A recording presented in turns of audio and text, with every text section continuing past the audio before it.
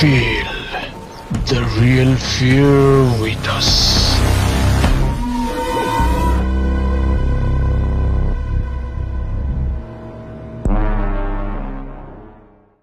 প্রিয় লিসেনার্স, আসসালামু আলাইকুম। Feel the real fear with আস।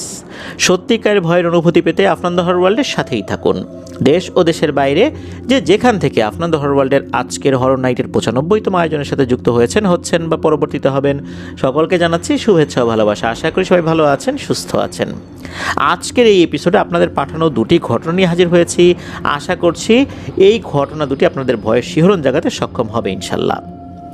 যারা আমাদেরকে এখনও ঘটনা পাঠাননি অথচ তাদের সাথে ঘটে যাওয়া বা তাদের জানা অন্য কারোর সাথে ঘটে যাওয়া সত্য ভয়ের ঘটনা রয়েছে, তারা কিন্তু আমাদেরকে ঘটনা পাঠাতে পারেন লিখে বা রেকর্ড করে afnanthehorrorworldbd@gmail.com এই মেল অ্যাড্রেসে।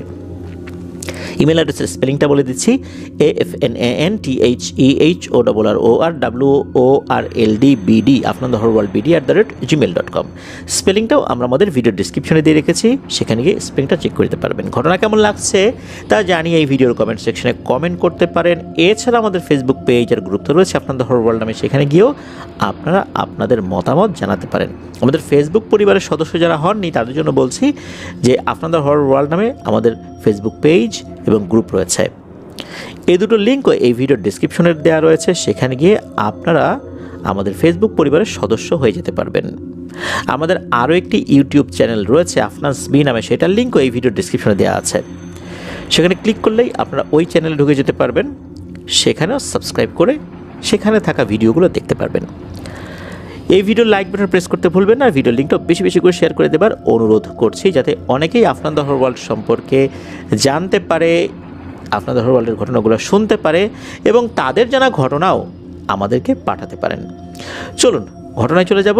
আজকের এই এপিসোডের প্রথম যে ঘটনাটি আপনাদের সাথে শেয়ার করব, এই ঘটনাটি আমাদেরকে যিনি পাঠিয়েছেন ওনার নাম এজাজুল হক। ওনার বাড়ি সিরাজগঞ্জ জেলার শাহজাদপুর উপজেলায়। ওনার গ্রামের নামটি সঙ্গত কারণে উল্লেখ করেননি। ঘটনাটি ওনার বাবার মুখ থেকে শুনেছিলেন, আর এই ঘটনাটি ঘটেছিল ওনার বড় চাচার সাথে। ঘটনাটির সময়কাল 1960 থেকে 1965 সালের মধ্যে হয়েছিল। এই যে শাহজাদপুর ট্রাভেলস যে পরিবহন কোম্পানি, এই জেঠু কিন্তু এই শাহজাদপুর ট্রাভেলসে অনেক দিন চাকরি করেছেন, বিশেষ করে স্টাফ হিসেবে সুপারভাইজারি করেছেন। শাহজাদপুর ট্রাভেলস তো আমরা অনেকেই দেখেছি, বিশেষ করে এই রুটে যারা চলাচল করেন শাহজাদপুর ট্রাভেলসের নাম জানেন না এমন লোক খুঁজে পাওয়া মুশকিল হবে। তো জেঠু এই প্রতিষ্ঠানে দীর্ঘদিন চাকরি করেছিলেন একটা সময়। তো চলুন জানি জেঠুর সাথে কি ঘটেছিল।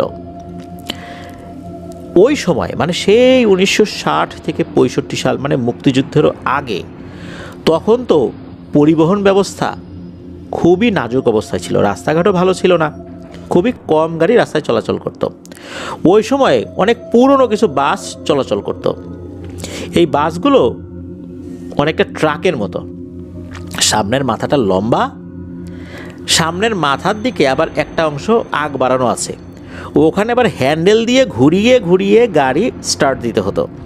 যেমনটা অনেক সময় দেখতে পাই যে পাওয়ার টিলার স্টার্ট দিতে হয়, ওই রকম সামনের দিকে হ্যান্ডেল ঘুরিয়ে স্টার্ট দিতে হতো ওই বাসগুলোর। এখনকার মতো যে চাবি ঘোরালে স্টার্ট নেবে, বিষয়টা এরকম ছিল না। তো ওই সময়ও কিন্তু এই যে জেঠু, উনি ওই বয়সেই, ওই সময় তো বয়স ওনার খুব বেশি ছিল না, কিন্তু ওই সময়ই উনি এই পরিবহন সেক্টরটার সাথে যুক্ত ছিলেন। ওই সময় উনি অন্য আর একটা বাস কোম্পানিতে চাকরি করতেন, মানে ওই রুটে যে বাসগুলো চলতো আর কি। ওই কোম্পানির মাত্র 2টি গাড়ি ছিল, ওই এলাকাতে একটা আর অন্য এলাকাতে আর একটা, মানে এই একটা যেত আর একটা আসতো, এইভাবে যাত্রী আনা নেওয়া করত। তাদের সার্ভিস রোডটা ছিল হচ্ছে পাবনা থেকে উল্লাপাড়া পর্যন্ত। উল্লাপাড়া থানাটি শাহজাদপুরের পাশের থানা। রাস্তার বর্ণনাটা আমরা একটু দেই। রাস্তার দুই পাশে বড় বড় বটগাছ ছিল। ওই সময় একেবারে নির্জন এলাকা, আশেপাশে কোনো বসতি ছিল না। পাবনা থেকে কোনো বাস উল্লাপাড়া যেতে হলে শাহজাদপুরের উপর দিয়ে যেতে হয়, যেটা এখন মূলত ঢাকা টু পাবনা হাইওয়ে।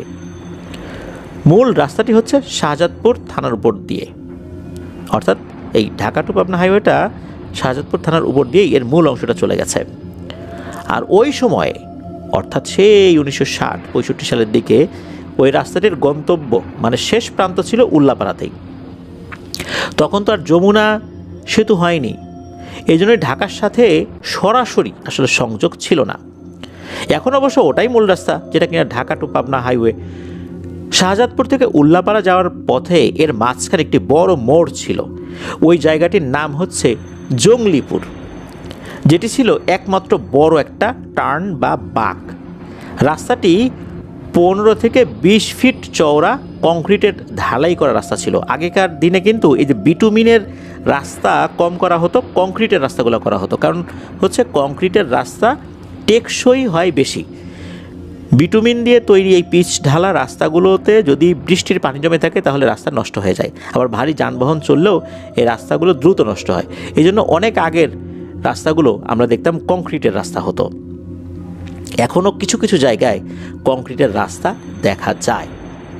ব্যয়বহুল এই কংক্রিটের রাস্তা তৈরি করা, তবুও যেখানে ভারী যান চলাচল করে, ভারী ভারী মাল নিয়ে ট্রাক চলাচল করে, সেখানে কিন্তু এই ধরনের রাস্তাগুলো আমরা দেখতে পাই। তো যাই হোক, ওই সময় এরকম রাস্তা ছিল ওখানে। লোকমুখে শোনা যায় যে ওই যে টার্ন বা বাঁকটা, ওখানে অনেক আগে থেকেই নাকি ভৌতিক কিছু দেখা যেত। দুই পাশে ধানি জমি, অনেক দূরে গ্রাম, আর মাঝখানের রাস্তাটা একদম নির্জন।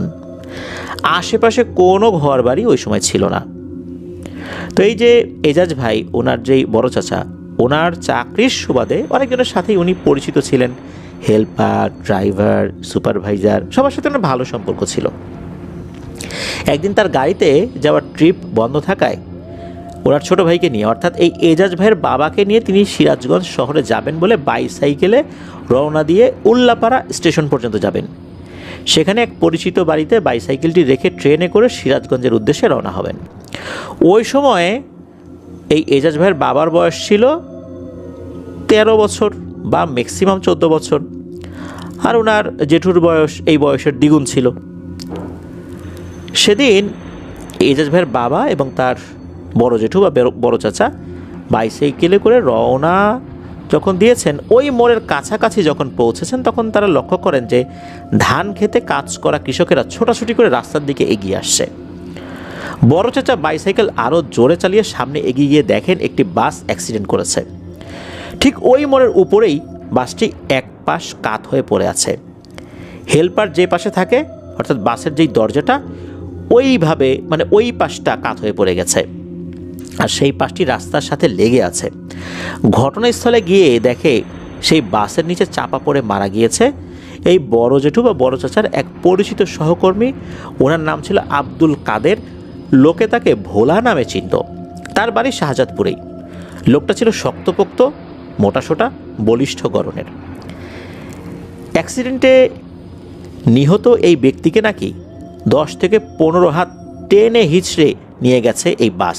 যখন ওই কাত হয়ে পড়ে গেছে, তখন ওটার যে গতি ছিল, ওই গতিতেই কাত হয়ে এরকম 15 থেকে 20 হাত টেনে হিঁচড়ে নিয়ে যায়। আর তার বডিটা ওইখানে পড়ে গেছে। তার শরীর ছিন্ন ভিন্ন হয়ে গিয়েছিল, কোনটা হাত কোনটা পা বোঝাই মুশকিল হয়ে গিয়েছিল। তখনও নাকি লোকটির ঠোঁট নড়ছিল, শুধু ঠোঁটের কিছুটা অংশ ও মুখ হালকা চেনা যাচ্ছিল বলে লোকটিকে শনাক্ত করা গিয়েছিল। এছাড়া অন্য জায়গা হলে তার ডেড বডি শনাক্ত করা মুশকিল হয়ে যেত। যেহেতু উনি হেল্পার ছিল, অনেকেই তাকে চিনত।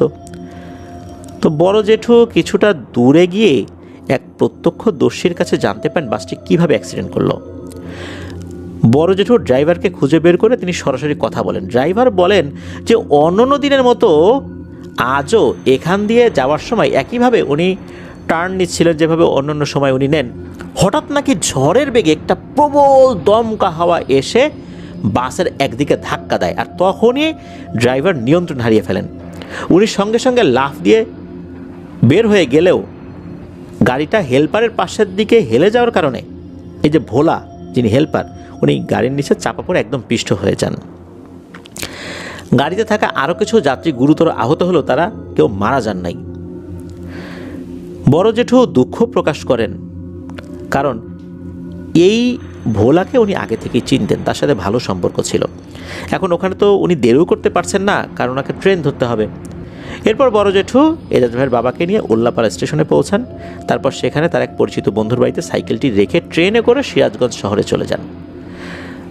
তার পরের দিন সিরাজগঞ্জ থেকে ফেরার পথে সাইকেল নিয়ে আসার সময় দেখতে পান অ্যাক্সিডেন্টের যেই প্লেসটা, যেখানে ওই বাসটা অ্যাক্সিডেন্ট করেছিল, সেখান থেকে প্রায় 500 মিটার দূরে ওই বাসটি রাখা আছে।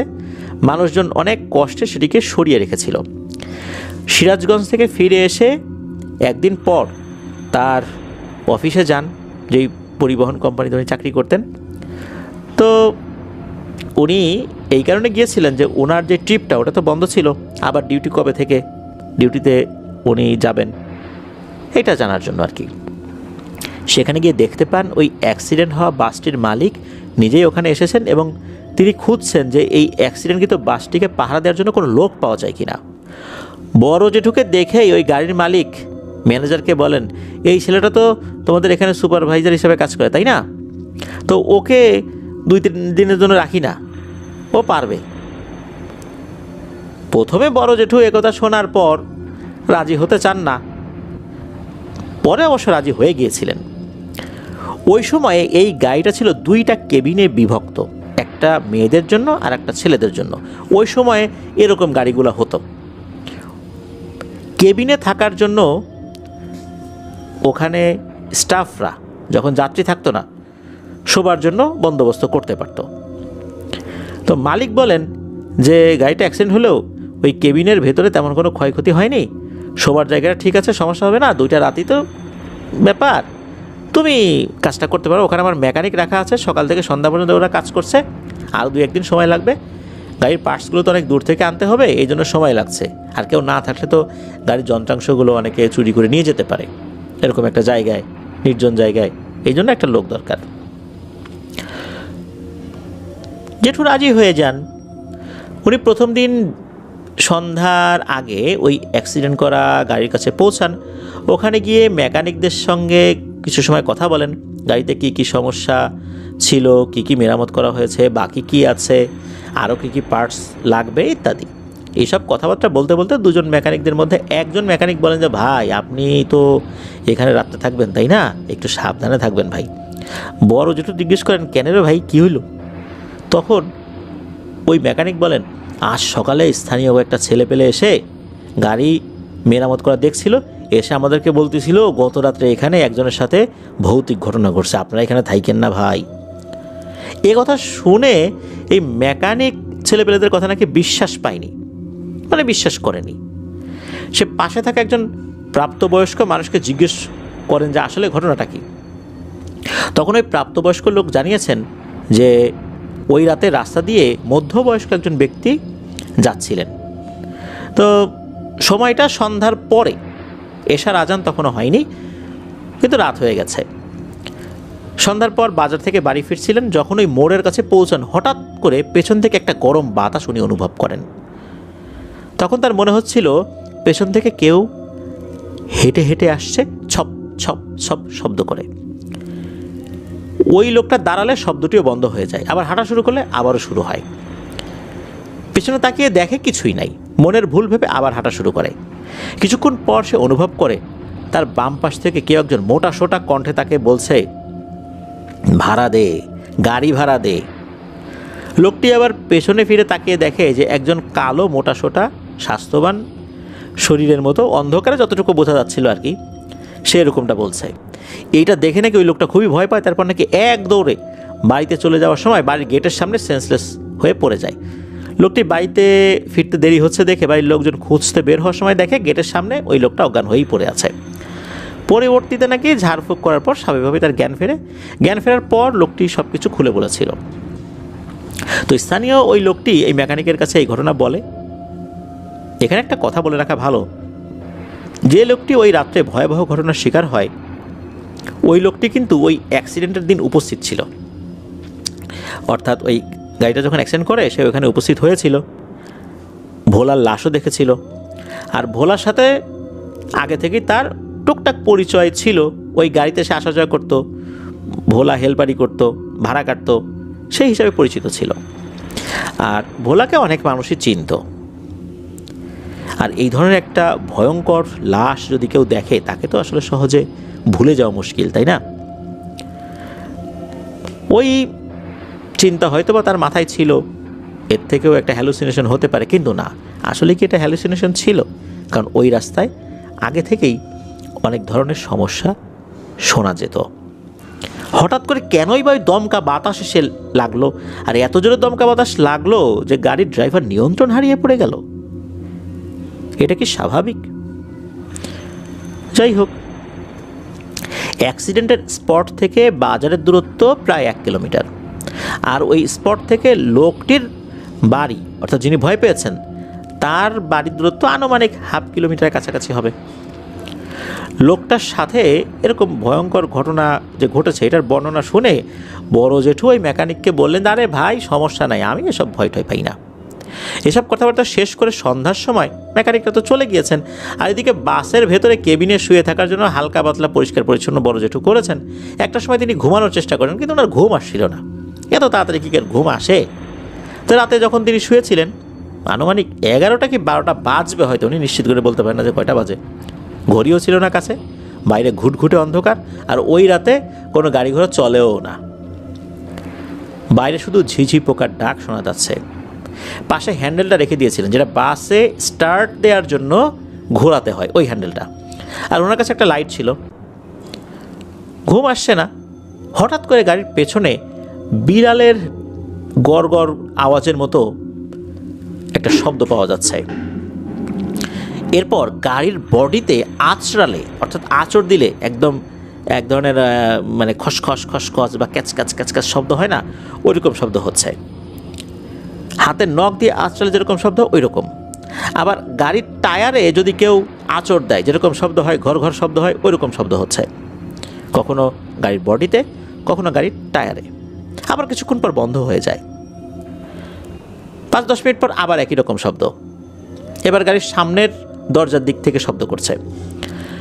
জেঠু তখন চিন্তা করেন যে এত রাতে এখানে বিড়াল আসবে কোত্থেকে? বিড়াল তো আসার কথা না, নিশ্চয়ই এটা মনে হয় সেই ভোলা।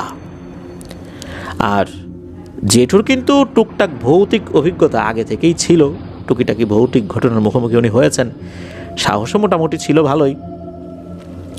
তো শব্দটা আবার কিছুক্ষণ পর বন্ধ হয়ে যায়।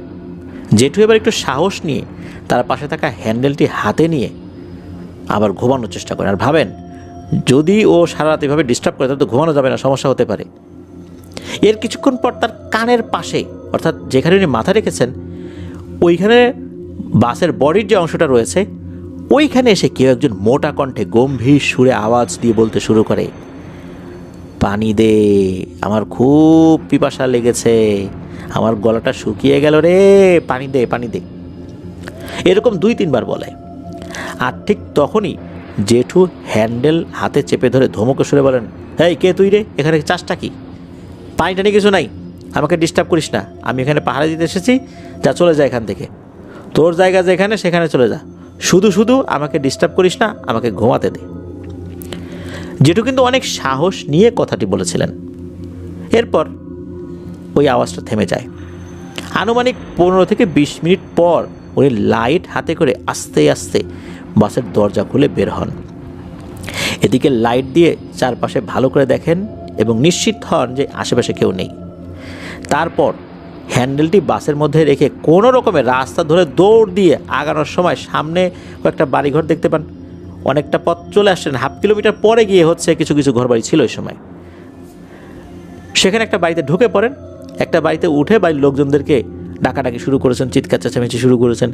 বাড়িতে থাকা 1-2 জন ঘুম থেকে উঠে তাকে দেখে অবাক হয়, বলে, আপনি এখানে কি চান? এত জোরে চিৎকার চেঁচামেচি করছেন, হাঁপাচ্ছেন, কি হয়েছে? তখন জেঠু সব ঘটনা খুলে বলে। বাড়ির লোকজন শুনে বলে যে, ওরে বাবা রে, তুমি তো বেঁচে গেছো, এই জায়গাটা ভয়ঙ্কর।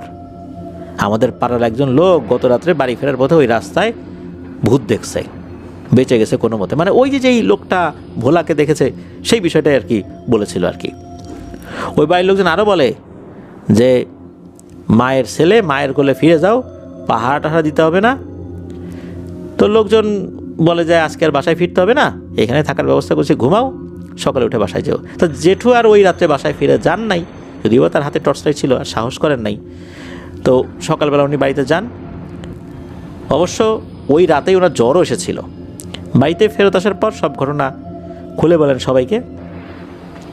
তো জেঠু যখন ওই বাড়িতে এসে ঘটনা বলছিল, তখন জেঠু বলছিলেন যে ভোলা যখন জীবিত ছিল তখন সে বাসে যাত্রীদের কাছে ভাড়া চাইতো, বা ভাড়া যখন তুলতো তখন সে বলতো যে এই ভাড়া দেন, ভাড়া দেন। অ্যাক্সিডেন্টে মারা যাওয়ার পর জেঠুর রূপ ধরে কোনো একটা পিশাচ একই রকমভাবে ওই মানে ভোলার রূপ ধরে কোনো একটা পিশাচ একই রকমভাবে এসে ওরকমটা করেছে। আর যেহেতু ভোলা জেঠুকে চিনত, এই কারণেই হয়তোবা তার সাথেও একই রকম আচরণ করেছে, হতে পারে এরকমটাই। তবে জেঠুর কাছে কিন্তু ভাড়া চাইনি, পানি চেয়েছিল। মাঝে মাঝে নাকি ওই হেল্পার ডাকাডাকি করতে করতে যখন ক্লান্ত হয়ে যেত, ভোলা যেই গাড়িতে ডিউটি দিত মাঝে মাঝে ওই গাড়িতেও কিন্তু জেঠুর ডিউটি পড়তো, তখন আবার জেঠুর কাছে পানি চাইতো।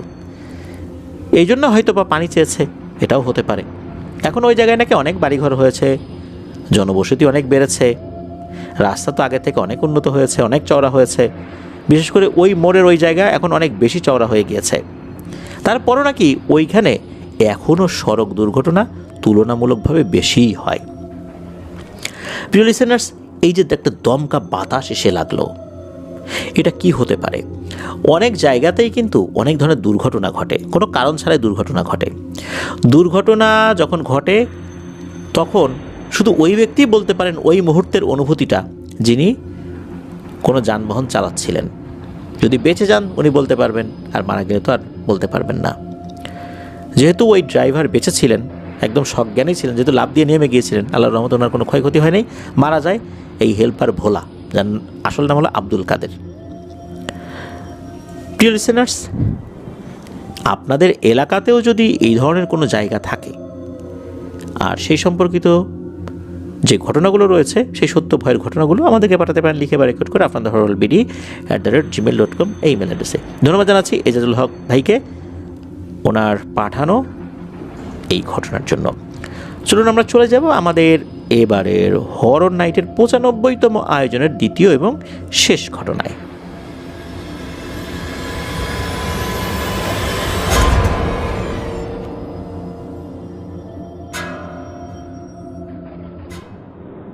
আবারও স্বাগতম জানাচ্ছি প্রিয় লিসেনার্স আমাদের এবারের হরর নাইটের 95তম আয়োজনের দ্বিতীয় এবং শেষ ঘটনায়।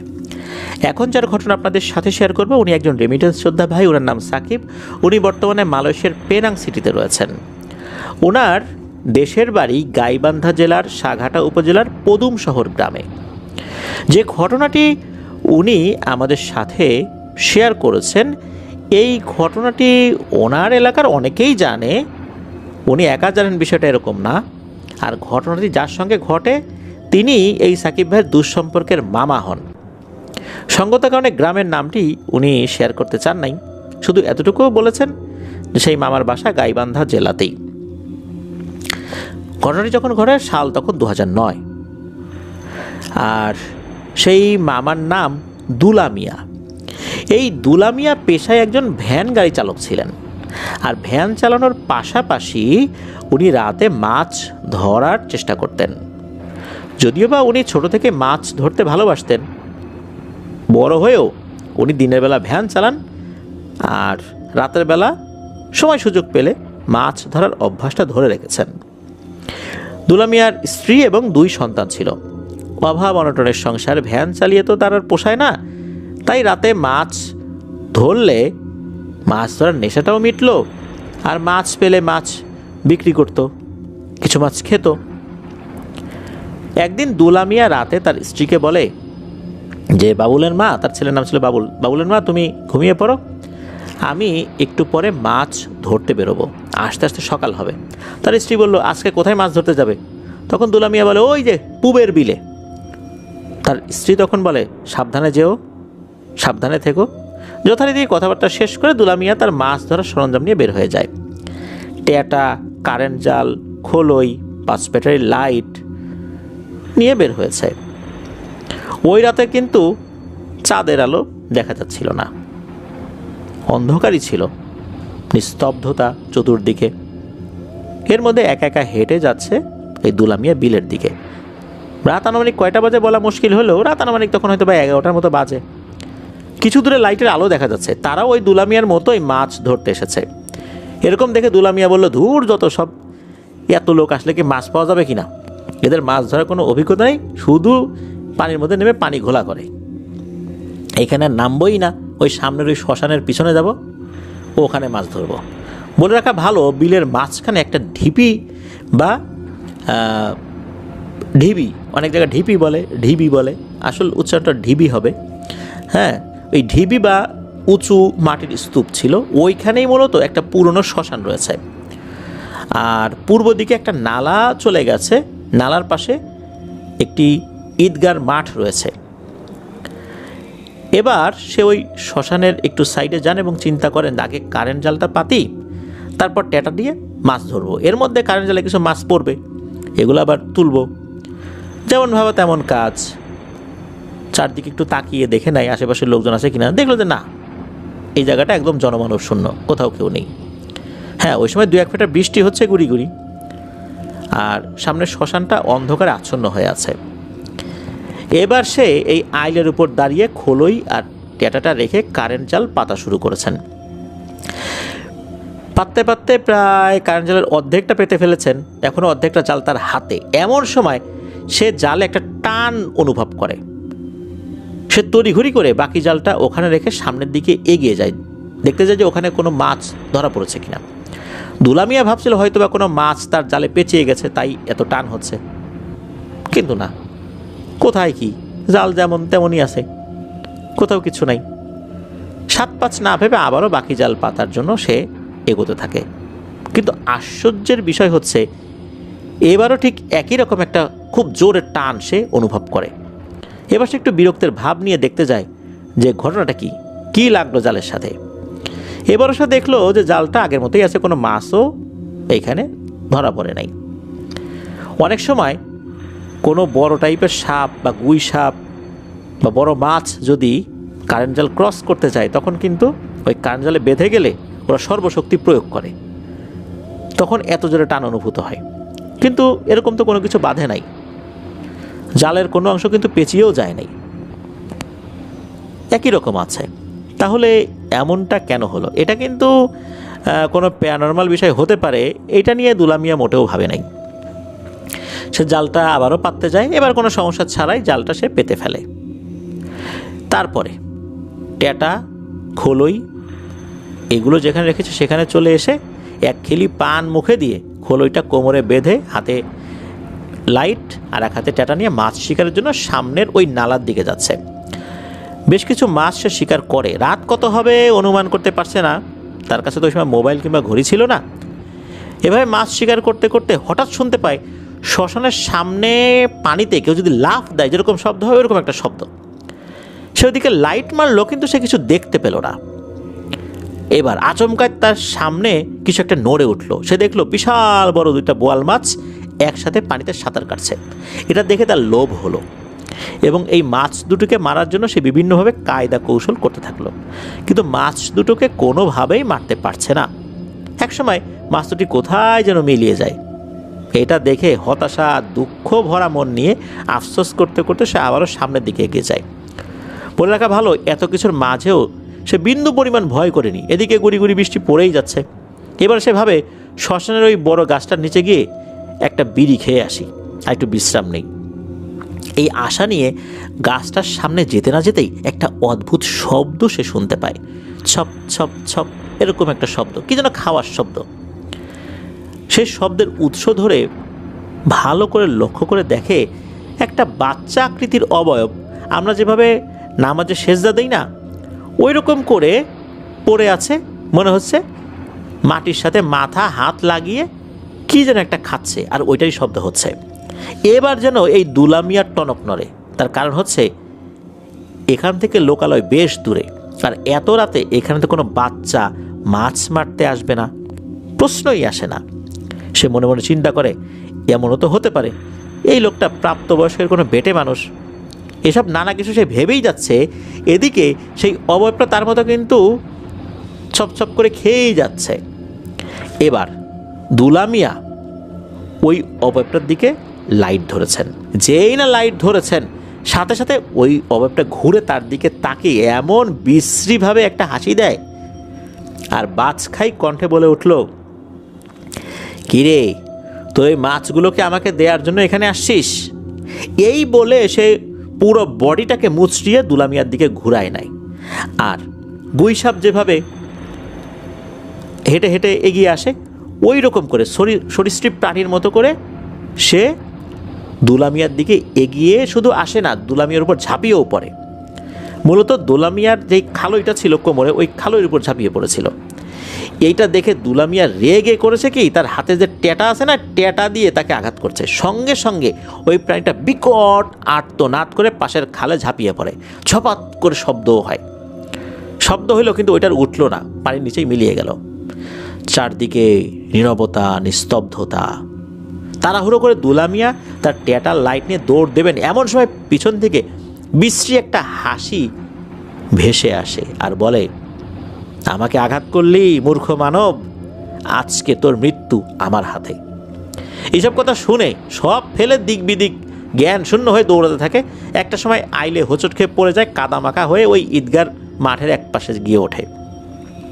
এদিক সেদিক তাকাতে সে লক্ষ্য করে ঈদগাহ যেই মাঠটা, এই মাঠের যেই জায়গাটাতে মেহরাব থাকে আর কি, মিনার যেটা, ওইখানে একটা সাদা পাঞ্জাবি পরা লোক মনে হচ্ছে দেখা যাচ্ছে। বেশ লম্বা একটা মানুষ, মনে হচ্ছে হাত মুখ ধুচ্ছে বা উজু করছে।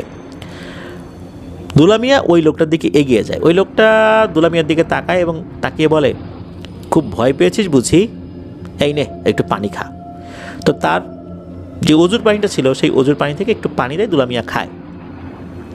ওই লোকটা একজনের নাম উল্লেখ করে বলে যে, তুই যা, ওই লোকটা এখন ঘর থেকে বেরিয়েছে, তার কাছে যা, আর এদিকে আসবি না।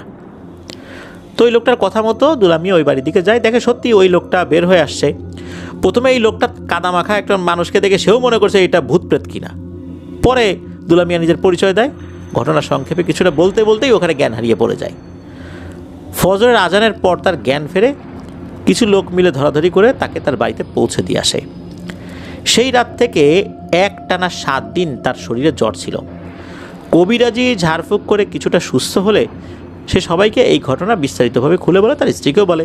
তার স্ত্রী তাকে বেশ বকাঝকা করে যে, তোমার রাত্রে এইভাবে মাছ ধরতে যাওয়ার তো দরকার ছিল না, আর গেছো পরিবারের জন্যই গেছো, কিন্তু ওই রকম একটা জিনিস দেখার পর তোমার তো উচিত ছিল এখান থেকে সরে আসা। তুমি কেন ওই জিনিসটাকে আক্রমণ করতে গেলা? এখন কি হবে? তার স্ত্রী তাকে বলে যে, তুমি কোনোভাবেই আর মাছ ধরতে পারবা না, বিশেষ করে রাতের বেলা। ভ্যান চালানোর দিকে বেশি মন দাও, ওইখানে সময় বেশি দাও, মাছ ধরতে হবে না। তো এভাবে চলতে থাকে। দুলা মিয়ার জ্বরও আস্তে আস্তে সেরে যায়। মাসখানেক একদম ঠিকঠাকই ছিল। মাসখানেক পর দুলা মিয়া একটা স্বপ্ন দেখে।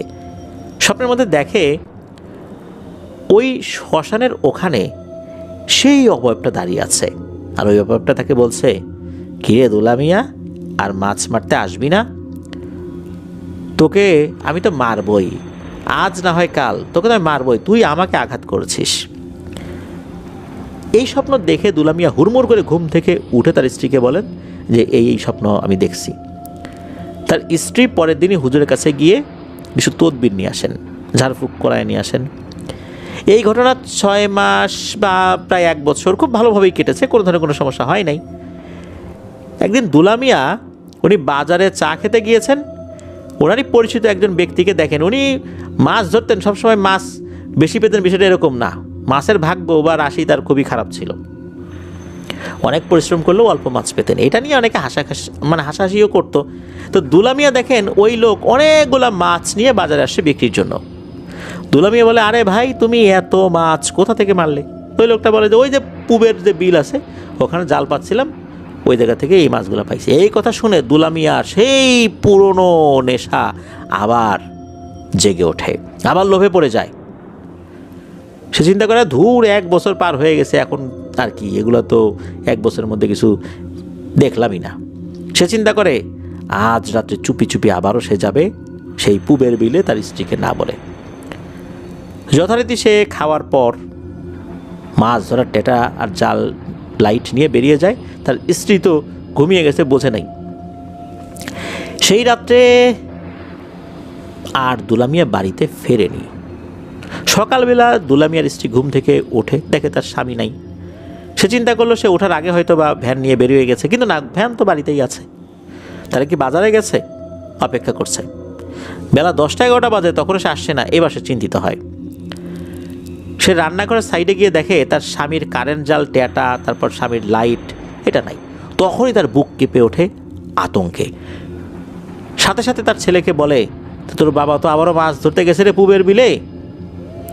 সে আবারও গেছে, তার তো যাওয়া নিষেধ ছিল, চল খুঁজে আসি। তারা ওই বিলের দিকে আগাতে থাকে। ঘণ্টাখানেক খোঁজার পরও তাকে পাওয়া যাচ্ছিল না। আরও কিছু লোকজন এই খোঁজাখুঁজিতে যোগ দেয়, তারাও যখন শুনতে পায় এই ঘটনা। সম্ভাব্য অনেক জায়গায় তাকে খোঁজা হয়, কিন্তু খুঁজে পাওয়া যাচ্ছিল না। রাস্তার পাশে এক দোকানদার বলল যে গতকাল রাতে দুলামিয়া আসছিল তার দোকানে বিড়ি কিনতে। তখন আর তাকে বিড়ি দিতে পারেন নাই, কারণ তার কাছে বিড়ি শেষ হয়ে গিয়েছিল। এই কথাবার্তা বলছে, হঠাৎ করে এর মধ্যে একজন লোক জোরে চিৎকার দিয়ে ওঠে, এই তোমরা এদিকে আসো, দুলামিয়ারে পাওয়া গেছে। সবাই দৌড়ে ওখানে যান। দুলামিয়ার স্ত্রী, সন্তানও সেখানে গিয়েছেন। গিয়ে দেখেন এক হৃদয় বিদারক দৃশ্য। একটা জমিতে পায়ের গোড়ালি ডুববে এতখানি পানি রয়েছে, ওখানেই দুলামিয়া চিত হয়ে পড়ে আছে। এলাকার কিছু লোকজন মিলে যখন তাকে উঠালো, দেখা গেল তার ঘাটটা দুমড়ে মুচড়ে ঘুরিয়ে দেওয়া হয়েছে। এটা দেখে দুলামিয়ার স্ত্রী চিৎকার করে জ্ঞান হারিয়ে পড়ে যায়।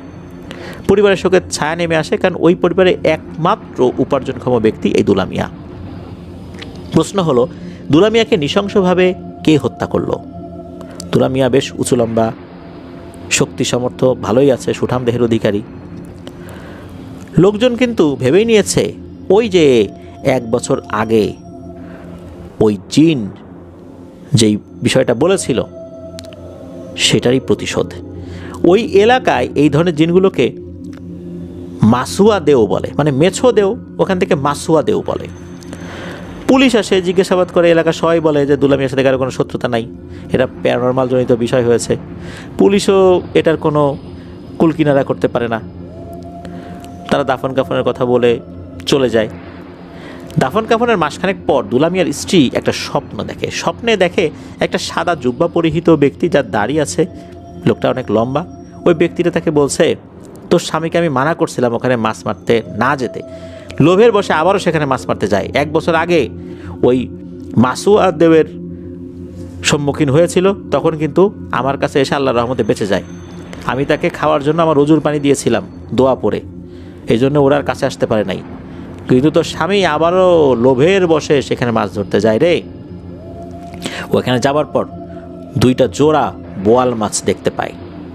এগুলো মূলত ওই বামন যে মেছো দেও, এই দেওয়ের সঙ্গী। ওরা ওকে লোভ দেখিয়ে বিলের ভেতরে নিয়ে যায়, আর তখনই ওই মাছুয়া দেও ওকে পেছন থেকে ঘাড় ভেঙে দিয়ে একদম কাদার মধ্যে চেপে ধরে। আর ওদের শক্তিতে আসলে আমি পারবো না, এই জন্য আমি আর আটকাতে পারি নাই। আল্লাহর জিনিস আল্লাহ এভাবেই লিখে রাখছিলেন, নিয়ে গেছে। তুই তোর স্বামীর জন্য কিছু মিসকিন খাওয়াবি, আল্লাহর কাছে দোয়া কর, এটা ছাড়া আর কোনো উপায় নেই। এই স্বপ্ন দেখার পর এই দুলামিয়ার স্ত্রী সবাইকে এই বিষয়টা খুলে বলেছিলেন। সেই জিনের কথা মতো কিছু মিসকিনকে খাইয়ে দেওয়া হয়। এই ঘটনার মাত্র 7 মাস পরেই দুলামিয়ার স্ত্রী দুলামিয়ার শোকে স্বাভাবিকভাবেই মারা যান। এটি ছিল ঘটনা। প্রিয় লিসেনার্স, আসলে খুবই মর্মান্তিক একটি ঘটনা। মাছ ধরার নেশা এটা আসলে যাদের রয়েছে তারাই বুঝতে পারেন যে এটা কোন ধরনের নেশা। কখনো মাছ ধরতে কাউকে দেখলেই এই নেশা কিন্তু আবার জাগ্রত হয়ে যায়। আর এগুলোই অনেক সময় অনেক বড় ধরনের বিপদের কারণ হয়ে দাঁড়ায়, যেটা এই দুলামিয়ার বেলায় হয়েছিল। প্রিয় লিসেনার্স, আজকের এপিসোড এ পর্যন্তই ছিল। আশা করছি এপিসোডের ঘটনাগুলো আপনাদের ভয়ের শিহরণ জাগাতে সক্ষম হয়েছে ইনশাল্লাহ। এই ভিডিওর লাইক বাটনে প্রেস করতে কিন্তু ভুলবেন না, এটা কিন্তু আমরা বারবার অনুরোধ করেই যাব। আর ভিডিওর লিঙ্কটাও বেশি বেশি করে শেয়ার করে দেবার অনুরোধ করছি। আজকের এপিসোড থেকে বিদায় নিচ্ছি। আসছে বৃহস্পতিবার থার্সডে নাইটের নতুন আরও একটি এপিসোড নিয়ে ইনশাল্লাহ হাজির হচ্ছি। সবাই ভালো থাকবেন, সুস্থ থাকবেন, আমার জন্য দোয়া করবেন, আমার পরিবারের জন্য দোয়া করবেন, আপনাদের জন্য দোয়া রইল, আপনাদের পরিবারের প্রত্যেকের জন্য দোয়া রইল। মহান আল্লাহ সুবহানাহু ওয়া তাআলা আমাদেরকে ভালো রাখুন, সুস্থ রাখুন, নিরাপদে রাখুন, আফনান দ্য ওয়ার্ল্ডের সাথে রাখুন। আসসালামু আলাইকুম।